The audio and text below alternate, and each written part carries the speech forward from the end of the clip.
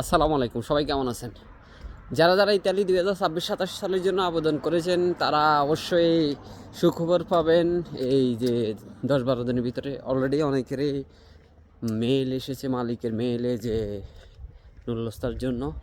তো অনেক কমুনাতে অনেক মালিকেরই আপনার 10টা 20টা এরকম নুরুলস্তা ওঠা শুরু হয়ে গেছে। তো সবাই আশা করি 10 থেকে 15 দিনের ভিতরে সবাই যারা যারা সঠিক মালিক পেয়েছেন বা 1-2 মিনিট 3 মিনিটের ভিতরে আবেদন হয়েছে তারা সবাই ইনশাল্লাহ আসতে পারবেন, সবাই একটা সুখবর পাবেন। তো দোয়া রইল সবার জন্য,